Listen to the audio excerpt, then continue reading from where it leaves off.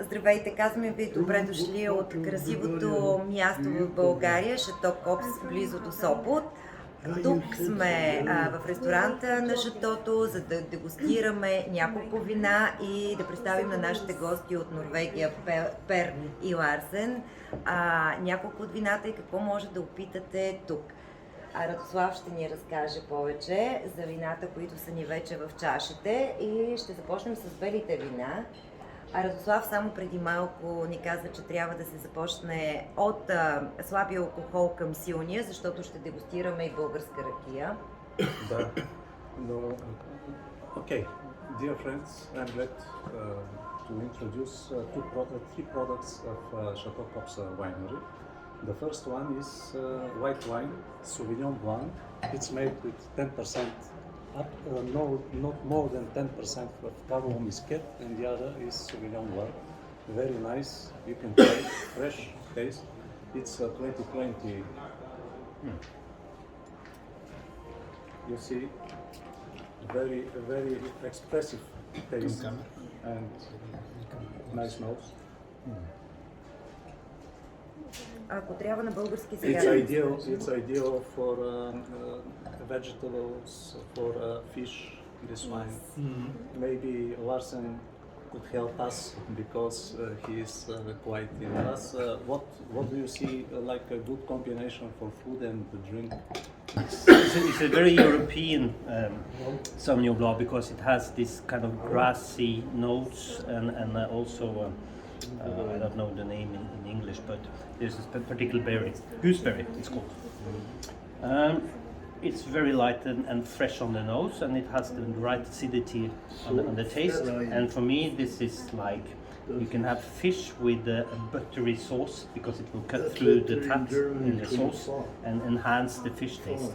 So, and also, I would say for a terrace, just sitting in the sun, enjoy life and a good glass of wine. Wow. Okay, Per, which one you love? Red, white, rosé? Mostly the red. Okay. Me too. And I found a great love here in Bulgaria some years ago with Melnik area. Aha. This is another region. It's maybe for the next program when you come next year in Bulgaria, or even in the summer, we should go to Melnik. It would be nice to come back there again. Okay, we will try next wine. What do you think about this wine, this cepage?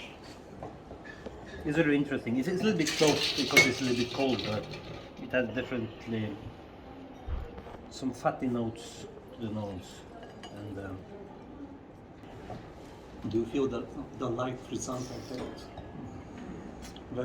Very slight. you have a little bit of sweetness. You have almost like a Gewürztraminer kind of taste to it. A little bit of the sweetness and the roses and things coming through on the taste. You don't get that on the nose immediately. I think it will become a little bit too acidic with fruit because of the sugar content in the Maybe fruit. cheese? Cheese I believe is, yeah.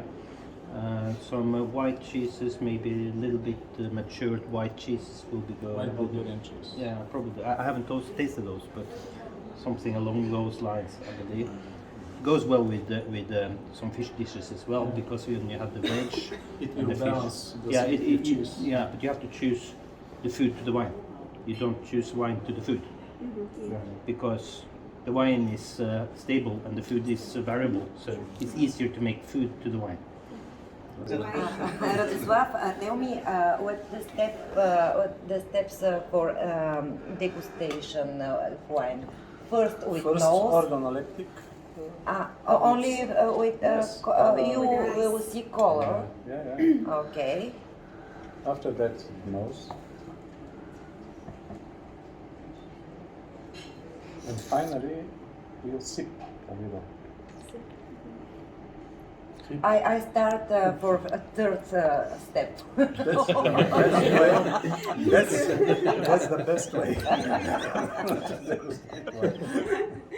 First step of our degustation is to try the Bulgarian rakia, which is grape brandy made from, especially in this kind of rakia, it's made from white varieties, grape varieties. It's 40 degrees and it's typical for Bulgarian salads to combine it with vegetable dish, with meze. Try it and please tell us what do you think about the grape brand. Per, what do you think for this rakia?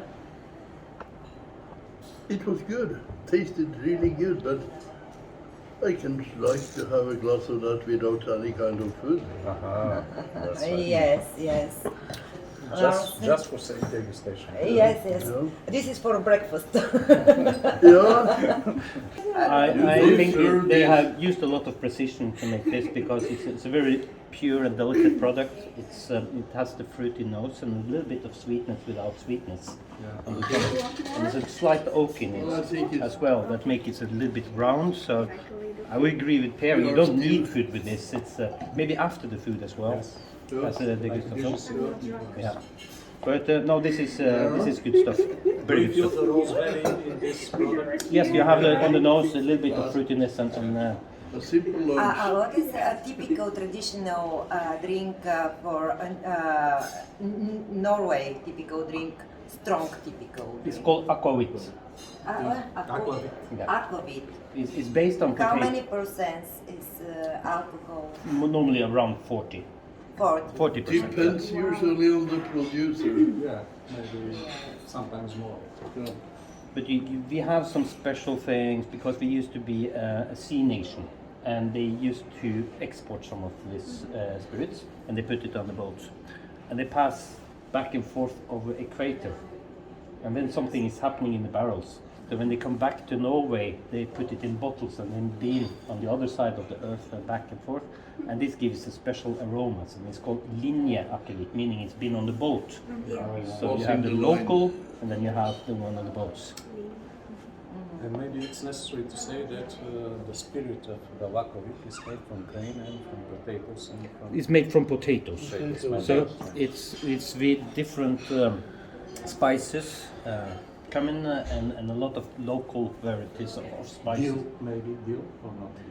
That's a little bit more little in bit. Sweden and Denmark. It might be some dill seeds into it, but in most in Norway it's oaked. In Sweden and Denmark it tends to be non-oaked or very slightly oaked. But the old ones, which has been matured 12, 15 years on the barrel, it starts to look and taste a little bit more like a cognac, armagnac, whiskey. It goes to the higher, It's aging. the flavors of the barrels as well. But we should have brought a couple of bottles so we could figure it out. Next time. time. Next time. Yeah. Absolutely. Yes. Zewa is Yes. the oldest name, traditional name for alcohol. Good name. Zewa. It's before alcohol, which Yeah. comes from Arabic. Yeah, I know. From Zewa. Arabic. А какви са тези вина? Само да ги кажеш. In the case, it's Chardonnay, and the rosé is, I don't know even. Some white, some It's red. written. Радослав, от какво?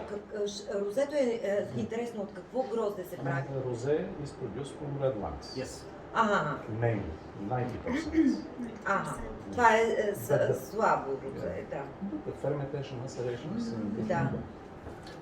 What they normally do is like every grape, even if it's red wine, red grapes, Yes, the meat, the grape meat is white. yes.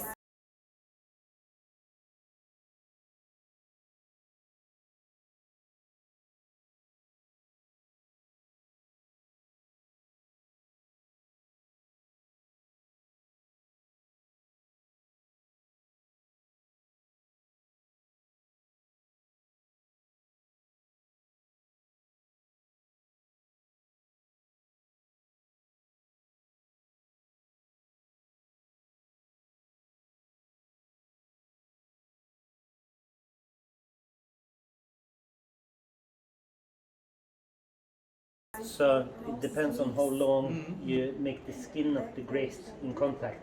If you take off the skins, Yes. then it will be a white wine, even if it's a red grape.